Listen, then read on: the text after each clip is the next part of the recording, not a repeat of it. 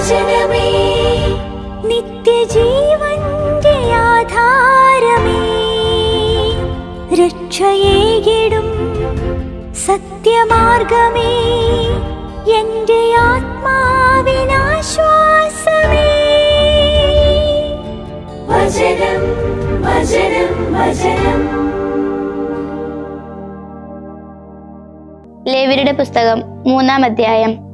സമാധാന ബലിയാണ് ഒരുവന്റെ കാഴ്ചവസ്തുവെങ്കിൽ അവൻ കാഴ്ചവെക്കുന്നത് കാലിക്കൂട്ടത്തിൽ നിന്ന് ആണിനെയോ പെണ്ണിനെയോ ആണെങ്കിൽ തികവുറ്റതിനെയാണ് കർത്താവിന്റെ സന്നിധിയിൽ സമർപ്പിക്കേണ്ടത്. തന്റെ കാണിക്ക മൃഗത്തിന്റെ തലയിൽ അവൻ കൈവച്ചിട്ട് സമാഗമ കൂടാര വാതിൽക്കൽ വെച്ച് അതിനെ അറക്കണം. രക്തം അഹറോന്റെ പുത്രന്മാരായ പുരോഹിതന്മാർ ബലിപീഠത്തിന്മേൽ ചുറ്റും തളിക്കണം. സമാധാന ബലിവസ്തുവിൽ നിന്ന് കർത്താവിന് അവൻ അഗ്നിയിലുള്ള അർപ്പണം നടത്തണം. കുടൽ പൊതിഞ്ഞുള്ള മേധസ്സും കുടലിനു മേലുള്ള സകല മേധസ്സും ഇരുവൃക്കകളും അവയ്ക്കുമേൽ അരക്കെട്ടിനോടനുബന്ധിച്ചുള്ള മേധസ്സും വൃക്കകൾക്കുമേൽ കരളിനോടനുബന്ധിച്ചുള്ള കൊഴുപ്പുപാളിയും അവൻ വേർതിരിച്ചെടുക്കണം.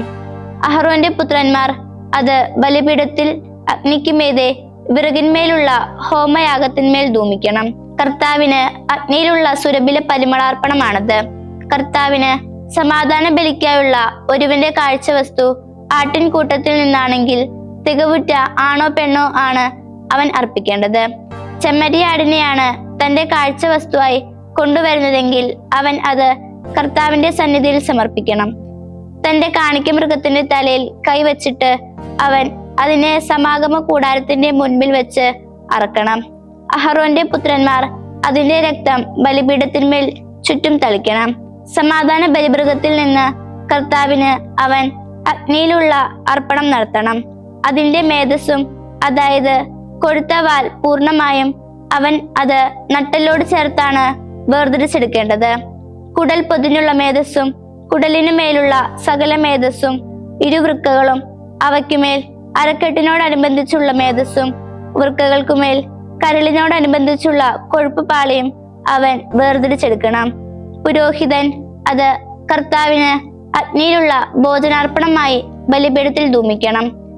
അവന്റെ കാഴ്ചവസ്തു കോലാടാണെങ്കിൽ അവൻ അതിനെ കർത്തൃസന്നിധിയിൽ സമർപ്പിക്കണം. സമാഗമ കൂടാരത്തിന്റെ മുമ്പിൽ വെച്ച് അവൻ അതിന്റെ തലയിൽ തന്റെ കൈ വച്ചിട്ട് അതിനെ അറക്കണം. അഹറോന്റെ പുത്രന്മാർ അതിന്റെ രക്തം ബലിപീഠത്തിന്മേൽ ചുറ്റും തളിക്കണം. കൂടാതെ അതിൽ നിന്ന് അവൻ തന്റെ കാഴ്ചവസ്തുവായി കർത്താവിന് അഗ്നിയിലുള്ള അർപ്പണം നടത്തണം. കുടൽ പൊതിഞ്ഞുള്ള മേധസ്സും കുടലിനു മേലുള്ള സകല മേധസ്സും ഇരുവൃക്കകളും അവയ്ക്കുമേൽ അരക്കെട്ടിനോടനുബന്ധിച്ചുള്ള മേധസ്സും വൃക്കകൾക്കുമേൽ കരളിനോടനുബന്ധിച്ചുള്ള കൊഴുപ്പുപാളിയും അവൻ വേർതിരിച്ചെടുക്കണം. പുരോഹിതൻ അവ ബലിപീഠത്തിൽ ധൂമിക്കണം. കർത്താവിന് സുരഭില പരിമളത്തിനായി അഗ്നിയിലുള്ള ഭോജനാർപ്പണമാണത്. മേധസ്സു മുഴുവൻ കർത്താവിനുള്ളതത്രേ. ഒന്നിന്റെയും രക്തവും ഒന്നിന്റെയും മേധസ്സും നിങ്ങൾ ഭക്ഷിക്കരുത്. എല്ലാ വാസസ്ഥാനങ്ങളിലും നിങ്ങളുടെ തലമുറകൾക്കുള്ള ഒരു ശാശ്വത ചട്ടമാണത്. ലേവ്യരുടെ പുസ്തകം 4-ാം അധ്യായം. കർത്താവ് മോശയോട് ഇപ്രകാരം വചിച്ചു: ഇസ്രായേല്യരോട് ഇപ്രകാരം പ്രഖ്യാപിക്കുക: വിലക്കപ്പെട്ടവയെ കുറിച്ചുള്ള ഏതെങ്കിലും കർത്തൃകൽപ്പനകളിൽ നിന്നകന്ന് ഒരു വ്യക്തി അബദ്ധവശാൽ പാപം ചെയ്ത് അവയൊന്നിൽ വ്യാപരിക്കുന്നു എന്നിരിക്കട്ടെ. അഭിഷിക്ത പുരോഹിതനാണ് ജനത്തിന്റെ അപരാധത്തിനിടയാകും വിധം പാപം ചെയ്യുന്നതെങ്കിൽ താൻ ചെയ്ത പാപത്തെ പ്രതി അവൻ തികവുറ്റ ഒരു മൂരിക്കിടാവിനെ പാപമുക്തിയാഗമായി സമർപ്പിക്കണം. അവൻ മൂരിയെ സമാഗമ കൂടാരത്തിന്റെ വാതിൽക്കൽ കർത്തൃസന്നിധിയിൽ കൊണ്ടുവരണം. മൂരിയുടെ തലയിൽ തന്റെ കൈ വച്ചിട്ട് കർത്തൃസന്നിധിയിൽ മൂരിയെ അറക്കണം. അഭിഷിക്ത പുരോഹിതൻ മൂരിയുടെ രക്തത്തിൽ നിന്നെടുത്ത് സമാഗമ കൂടാരത്തിലേക്ക് അത് കൊണ്ടുചെല്ലണം. പുരോഹിതൻ തന്റെ വിരൽ രക്തത്തിൽ മുക്കി കർത്തൃസന്നിധിയിൽ വിശുദ്ധ സ്ഥലത്തിന്റെ തിരശ്ശീല മുഖത്ത് 7 പ്രാവശ്യം കുറച്ച് രക്തം തൂകണം. തുടർന്ന് പുരോഹിതൻ സമാഗമ കൂടാരത്തിലുള്ള കർത്തൃസന്നിധിയിലെ പരിമള ധൂപന ബലിപീഠത്തിന്റെ കൊമ്പുകളിന്മേൽ കുറച്ച് രക്തം പുരട്ടണം. അനന്തരം സമാഗമ കൂടാര വാതിൽക്കലുള്ള ഹോമ ബലിപീഠത്തിന്റെ ചുവട്ടിൽ മൂരിയുടെ രക്തം മുഴുവനും ഒഴിക്കണം. പാപമുക്തിയാഗത്തിനുള്ള മൂരിയുടെ മേധസ് മുഴുവൻ അതിൽ നിന്ന് മാറ്റണം. കുടൽ പൊതിഞ്ഞുള്ള മേധസ്സും കുടലിനുമേലുള്ള മേധസ് മുഴുവനും, ഇരുവൃക്കകളും അവയ്ക്കുമേൽ അരക്കെട്ടിനോടനുബന്ധിച്ചുള്ള മേധസ്സും, വൃക്കകൾക്കുമേൽ കരളിനോടനുബന്ധിച്ചുള്ള കൊഴുപ്പ് പാളിയും അവൻ വേർതിരിക്കണം. സമാധാന ബലിക്കുള്ള കാളയിൽ നിന്ന് മാറ്റപ്പെട്ടതിനെ എന്ന പോലെ അവ ഹോമ ബലിപീഠത്തിന്മേൽ പുരോഹിതൻ ധൂപാർപ്പണമാക്കണം. എന്നാൽ മൂരിയുടെ തോലും അവൻ അതിന്റെ തലയിലെയും കാൽവണ്ണയിലെയും മാംസം മുഴുവനും, ആന്തര അവയവവും ചാണകവും മൂരിയെ അപ്പാടെ പാളയത്തിനു വെളിയിൽ നെയ്ച്ചാരമിടുന്ന ശുദ്ധിയുള്ള സ്ഥലത്ത് കൊണ്ടുചെന്ന് വിറകിന്മേൽ തീയിൽ ദഹിപ്പിക്കണം. നെയ്ച്ചാരം തള്ളുന്ന സ്ഥലത്തു തന്നെ അത് ദഹിപ്പിക്കപ്പെടണം. ഇസ്രായേൽ സമൂഹം മുഴുവനും അബദ്ധം കാട്ടുകയും അക്കാര്യം സംഘത്തിന്റെ ദൃഷ്ടികളിൽ നിന്ന് ഗുപ്തമായിരിക്കുകയും ചെയ്യുന്നുവെന്നിരിക്കട്ടെ.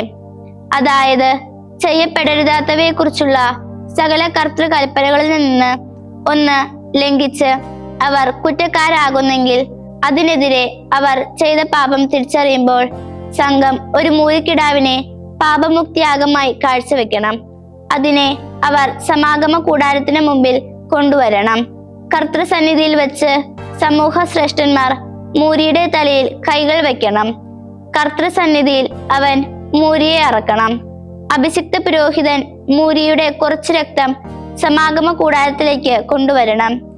പുരോഹിതൻ തന്റെ വിരൽ മുക്കി കർത്തൃസന്നിധിയിൽ തിരശീല മുഖത്ത് രക്തത്തിൽ നിന്ന് 7 തവണ തൂകണം.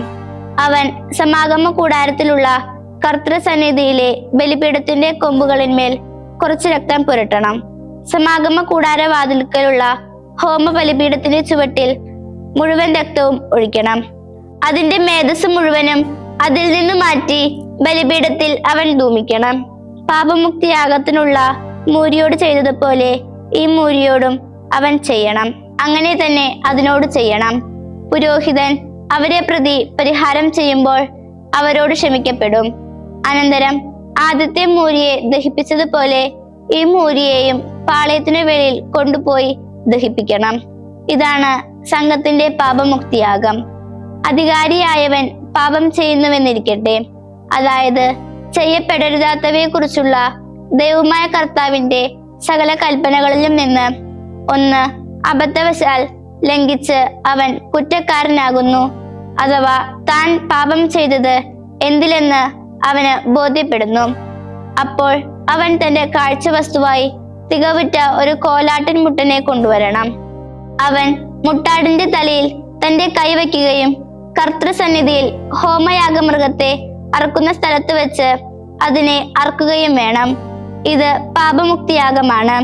പുരോഹിതൻ തന്റെ വിരൽ കൊണ്ട് പാപമുക്തിക്കുള്ള യാഗമൃഗത്തിന്റെ കുറച്ച് രക്തമെടുത്ത് ഹോമ ബലിപീഠത്തിന്റെ കൊമ്പുകളിൽ പുരട്ടണം. രക്തം ഹോമ ബലിപീഠത്തിന്റെ ചുവട്ടിൽ ഒഴിക്കണം. അതിന്റെ മേധസ് മുഴുവനും സമാധാന ബലിക്കുള്ള മൃഗത്തിന്റെ മേധസ് പോലെ ബലിപീഠത്തിൽ ധൂമിക്കണം. അങ്ങനെ പുരോഹിതൻ അവനെ പ്രതി അവന്റെ പാപത്തിന് പരിഹാരം ചെയ്യണം. അപ്പോൾ അവനോട് ക്ഷമിക്കപ്പെടും. ചെയ്യപ്പെടരുതാത്തവയെ കുറിച്ചുള്ള കർത്തൃകൽപ്പനകളിൽ നിന്ന് ഒന്ന് ലംഘിച്ചതിലൂടെ സാധാരണക്കാരനായ ഒരു വ്യക്തി അബദ്ധവശാൽ പാപം ചെയ്ത് കുറ്റക്കാരനായെന്നിരിക്കട്ടെ, അഥവാ താൻ ചെയ്ത പാപം അവന് ബോധ്യപ്പെടുന്നു. അപ്പോൾ താൻ ചെയ്ത പാപത്തെ പ്രതി അവൻ തികവുറ്റ ഒരു കോലാട്ടിൻ പെൺകുഞ്ഞിനെ തന്റെ കാണിക്കയായി കൊണ്ടുവരണം. അവൻ പാപമുക്തിക്കുള്ള യാഗമൃഗത്തിന്റെ തലയിൽ കൈവച്ച് ഹോമ സമർപ്പണ സ്ഥലത്ത് വെച്ച് പാപമുക്തിക്കുള്ള യാഗമൃഗത്തെ അറക്കണം. പുരോഹിതൻ തന്റെ വിരൽ കൊണ്ട് അതിന്റെ കുറച്ച് രക്തമെടുത്ത് ഹോമ ബലിപീഠത്തിന്റെ കൊമ്പുകളിൽ പുരട്ടണം. എന്നിട്ട് അതിന്റെ രക്തം മുഴുവനും ബലിപീഠത്തിന്റെ ചുവട്ടിൽ ഒഴിക്കണം. സമാധാന ബലിമൃഗത്തിൽ നിന്ന് മേധസ് വേർതിരിക്കപ്പെട്ടതുപോലെ അതിന്റെ മുഴുവൻ മേധസ്സും അവൻ വേർതിരിക്കണം. അനന്തരം കർത്താവിന് സുരഭില പരിമളത്തിനായി പുരോഹിതൻ ബലിപീഠത്തിൽ ധൂമിക്കണം. അങ്ങനെ പുരോഹിതൻ അവനെ പ്രതി പരിഹാരം ചെയ്യണം. അപ്പോൾ അവനോട് ക്ഷമിക്കപ്പെടും. പാപമുക്തിയാഗത്തിനുള്ള തന്റെ കാണിക്കയായി ഒരു ചെമ്മരിയാടിനെയാണ് അവൻ കൊണ്ടുവരുന്നതെങ്കിൽ തികവുറ്റ പെണ്ണാടിനെയാണ് കൊണ്ടുവരേണ്ടത്. പാപമുക്തിക്കുള്ള യാഗമൃഗത്തിന്റെ തലയിൽ അവൻ തന്റെ കൈ വെക്കണം. ഹോമയാഗമൃഗത്തെ അറക്കുന്ന സ്ഥലത്ത് വെച്ച് പാപമുക്തിയാഗമായി അവൻ അതിനെ അറക്കണം. പുരോഹിതൻ തന്റെ വിരൽ കൊണ്ട് പാപമുക്തിക്കുള്ള യാഗമൃഗത്തിന്റെ കുറച്ച് രക്തമെടുത്ത് ഹോമ ബലിപീഠത്തിന്റെ കൊമ്പുകളിൽ പുരട്ടണം. എന്നിട്ട് അതിന്റെ രക്തം മുഴുവനും ബലിപീഠത്തിന്റെ ചുവട്ടിൽ ഒഴിക്കണം. അവൻ അതിന്റെ മേധസ് മുഴുവനും സമാധാന ബലിമൃഗമായ ചെമ്മരിയാടിൽ നിന്ന് മേധസ് വേർതിരിക്കപ്പെട്ടതുപോലെ വേർതിരിക്കണം. ബലിപീഠത്തിൽ കർത്താവിന് അഗ്നിയിലുള്ള അർപ്പണങ്ങൾക്കുമേൽ പുരോഹിതൻ അവ ധൂമിക്കണം. അങ്ങനെ പുരോഹിതൻ താൻ ചെയ്ത പാപങ്ങളെ പ്രതി പരിഹാരം ചെയ്യണം. അപ്പോൾ അവനോട് ക്ഷമിക്കപ്പെടും. 70-ാം സങ്കീർത്തനം. ദൈവമേ, എന്നെ മോചിപ്പിക്കാൻ, കർത്താവെ, എന്നെ സഹായിക്കാൻ തിടുക്കം കൂട്ടണമേ. എന്റെ ജീവൻ അന്വേഷിക്കുന്നവർ ലജ്ജിച്ച് ഭഗ്നാശരാകട്ടെ. എന്റെ തിന്മ ആഗ്രഹിക്കുന്നവർ പിന്തിരിഞ്ഞ് അപമാനിതരാകട്ടെ. ഹാഹ എന്ന് പറയുന്നവർ തങ്ങളുടെ ലജ്ജ മൂലം പിന്തിരിയട്ടെ. അങ്ങയെ അന്വേഷിക്കുന്ന എല്ലാവരും അങ്ങിൽ ഉല്ലസിച്ച് സന്തോഷിക്കട്ടെ. അങ്ങയുടെ രക്ഷയെ സ്നേഹിക്കുന്നവർ ദൈവം വലിയവനായിരിക്കട്ടെ എന്ന് നിരന്തരം ഉദ്ഘോഷിക്കട്ടെ. ഞാൻ അഗതിയും ദരിദ്രനുമാണെങ്കിലും ദൈവമേ, എനിക്ക് വേണ്ടി തിടുക്കം കൂട്ടണമേ. എന്റെ സഹായവും വിടുതലും അങ്ങാണ്. കർത്താവെ, വൈകരുതേ. 71-ാം സങ്കീർത്തനം. കർത്താവെ, അങ്ങിലാണ് ഞാൻ അഭയം തേടുന്നത്. ഞാൻ ഒരിക്കലും ലജ്ജിക്കാതിരിക്കട്ടെ. അങ്ങേ നീതിയിൽ എന്നെ മോചിപ്പിക്കണമേ, രക്ഷപ്പെടുത്തുകയും ചെയ്യണമേ. എന്റെ നേർക്ക് അങ്ങയുടെ ചെവി ചായ്ക്കണമേ, എന്നെ രക്ഷിക്കണമേ.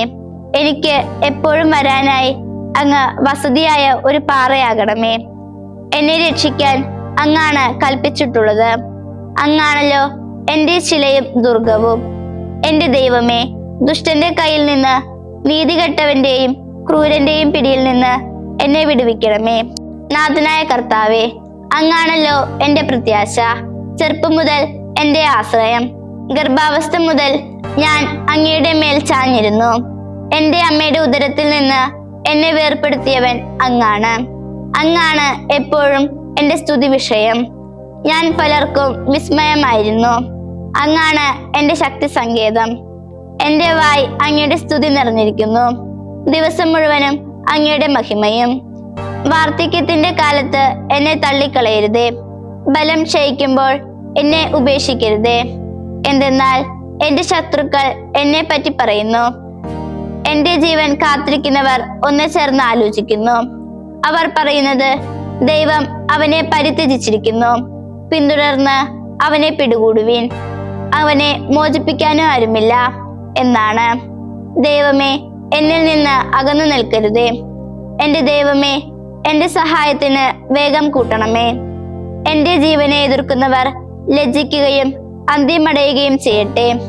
എന്റെ തിന്മ അന്വേഷിക്കുന്നവരെ നിന്ദനവും അപമാനവും മൂടട്ടെ. ഞാനോ എപ്പോഴും പ്രത്യാശിക്കും. അങ്ങേക്കുള്ള സ്തുതി മേൽക്കുമേൽ വർദ്ധിപ്പിക്കുകയും ചെയ്യും. വിശദാംശങ്ങൾ എനിക്ക് അജ്ഞാതമാണെങ്കിലും അങ്ങയുടെ നീതി, അങ്ങയുടെ രക്ഷ ദിവസം മുഴുവനും എന്റെ വായ് വിവരിക്കും. നാഥനായ കർത്താവിന്റെ വീര്യകൃത്യങ്ങളുമായി ഞാൻ വരുന്നു. ഞാൻ അങ്ങയുടെ മാത്രം നീതി പ്രകീർത്തിക്കും. ദൈവമേ, എന്റെ ചെറുപ്പം മുതൽ എന്നെ അങ്ങ് പഠിപ്പിച്ചു. ഇപ്പോൾ വരെ ഞാൻ അങ്ങയുടെ വിസ്മരണീയ പ്രവർത്തികൾ വർണ്ണിക്കുന്നു. ദൈവമേ, ജരാനരകളിൽ എത്തിയ ഞാൻ തലമുറയോട് അങ്ങയുടെ കരുത്ത്, വരാനിരിക്കുന്ന എല്ലാവരോടും അങ്ങയുടെ വീരകൃത്യം വർണ്ണിക്കുന്നതുവരെ എന്നെ പരിത്യജിക്കരുതേ. ദൈവമേ, അങ്ങ് ചെയ്ത അങ്ങയുടെ നീതി വൻ കാര്യങ്ങളാണ്. ദൈവമേ, അങ്ങയെ പോലെ ആരുണ്ട്? ദാരുണമായ അനേകം കഷ്ടതകൾ അങ്ങെന്നെ കാണിച്ചു. അങ്ങെന്നെ പുനർജീവിപ്പിക്കും. ഭൂമിയുടെ ആഴങ്ങളിൽ നിന്ന് അങ്ങെന്നെ പുനരുദ്ധരിക്കും. അങ്ങ് എന്റെ മാഹാത്മ്യം വർദ്ധിപ്പിക്കും, എന്നെ പുനരാശ്വസിപ്പിക്കും. എന്റെ ദൈവമേ, ഞാനും അങ്ങയുടെ വിശ്വസ്തതയെ വീണവാദ്യം കൊണ്ട് പുകഴ്ത്തും. ഇസ്രായേലിന്റെ പരിശുദ്ധനെ ഞാൻ അങ്ങയെ കിന്നരം കൊണ്ട് പാടിപ്പുകഴ്ത്തും. ഞാൻ അങ്ങയെ പാടിപ്പുകഴ്ത്തുമ്പോൾ എന്റെ അധരങ്ങളും അങ്ങ് പരിത്രാണം ചെയ്ത എന്റെ ആത്മാവും ആർത്തു വിളിക്കും. എന്റെ നാവും ദിവസം മുഴുവൻ അങ്ങയുടെ നീതി ഉരുവിടും. എന്തെന്നാൽ എന്റെ തിന്മ ആഗ്രഹിക്കുന്നവർ ഭഗ്നാശരായിരിക്കുന്നു. അതെ, അവർ പരിഭ്രാന്തരായിരിക്കുന്നു. വിശുദ്ധ മർക്കോസ് എഴുതിയ സുവിശേഷം 7-ാം അധ്യായം 24 മുതൽ 37 വരെയുള്ള തിരുവചനങ്ങൾ. അവൻ അവിടെ നിന്ന് എഴുന്നേറ്റ് ടൈർ പ്രദേശത്തേക്ക് പോയി. അവിടെ ഒരു വീട്ടിൽ പ്രവേശിച്ചു. തന്നെ ആരും തിരിച്ചറിയാതിരിക്കണമെന്ന് അവൻ ആഗ്രഹിച്ചു. എങ്കിലും അവന് മറിഞ്ഞിരിക്കാൻ കഴിഞ്ഞില്ല. ഉടനെ ഒരു സ്ത്രീ അവനെ കുറിച്ച് കേട്ട് അവിടെ എത്തി. അവൾക്ക് അശുദ്ധാത്മാവ് ബാധിച്ച ഒരു കൊച്ചുമകൾ ഉണ്ടായിരുന്നു. ആ സ്ത്രീ വന്ന് അവന്റെ പാദത്തിങ്കൽ വീണു. അവൾ സീറോഫിനീഷ്യൻ വംശത്തിൽപ്പെട്ട ഒരു ഗ്രീക്കുകാരിയായിരുന്നു. തന്റെ മകളിൽ നിന്ന് പിശാചിനെ ബഹിഷ്കരിക്കണമെന്ന് അവൾ അവനോട് അപേക്ഷിച്ചു. അവൻ പറഞ്ഞു, ആദ്യം മക്കൾ ഭക്ഷിച്ച് തൃപ്തരാകട്ടെ. മക്കളുടെ അപ്പമെടുത്ത് നായ്ക്കൾക്ക് എറിഞ്ഞു കൊടുക്കുന്നത് നന്നല്ല. അവൾ മറുപടി പറഞ്ഞു, കർത്താവേ, എങ്കിലും മേശയ്ക്ക് കീഴെ നിന്ന് നായ്ക്കളും മക്കളുടെ അപ്പകഷ്ണങ്ങൾ തിന്നുന്നുണ്ടല്ലോ. അവൻ അവളോട് പറഞ്ഞു, ഈ വാക്കുമൂലം നീ പോയിക്കൊള്ളുക. പിശാച് നിന്റെ മകളെ വിട്ടുപോയിരിക്കുന്നു. അവൾ വീട്ടിലേക്ക് പോയി. കുട്ടി കട്ടിലിൽ കിടക്കുന്നത് അവൾ കണ്ടു. പിശാച് അവളെ വിട്ടുപോയിരുന്നു. അവൻ വീണ്ടും ടൈർ പ്രദേശത്ത് നിന്ന് പുറപ്പെട്ട് സീദോൻ കടന്ന് ദെക്കാപോളിസ് പ്രദേശത്തുകൂടെ ഗലീലി കടൽ തീരത്തേക്ക് പോയി. ബധിരനും മൂകനുമായ ഒരുവനെ അവർ അവന്റെ അടുത്ത് കൊണ്ടുവന്നു. അവന്റെ മേൽ കൈകൾ വെക്കണമെന്ന് അവർ അവനോട് അപേക്ഷിച്ചു. യേശു അവനെ ജനക്കൂട്ടത്തിൽ നിന്ന് തനിച്ചു മാറ്റി നിർത്തി അവന്റെ ചെവികളിൽ വിരലുകൾ ഇട്ടു. തുപ്പലുകൊണ്ട് അവനെ നാവിൽ തൊട്ടു. സ്വർഗത്തിലേക്ക് നോക്കി നെടുവീർപ്പിട്ടുകൊണ്ട് അവനോട് പറഞ്ഞു, എഫാത്ത, അതായത് തുറക്കപ്പെടട്ടെ. ഉടനെ അവന്റെ ചെവികൾ തുറന്നു, നാവിന്റെ കെട്ടഴിഞ്ഞു. അവൻ സ്ഫുടമായി സംസാരിച്ചു. ഇക്കാര്യം ആരോടും പറയരുതെന്ന് അവൻ അവരോട് കൽപ്പിച്ചു. എന്നാൽ എത്രയേറെ അവൻ കൽപ്പിച്ചുവോ അത്രയേറെ അവർ അത് പ്രഘോഷിച്ചു. അവർ അളവറ്റ വിസ്മയത്തോടെ പറഞ്ഞു, അവൻ എല്ലാം നന്നായി ചെയ്യുന്നു. ബധിരർ കേൾക്കാനും ഊമകൾ സംസാരിക്കാനും ഇടയാക്കുന്നു. ദൈവവചനമേ, നിത്യജീവന്റെ ആധാരമേ, രക്ഷയേകിടും സത്യമാർഗമേ, എന്റെ ആത്മാവിനാശ്വാസം.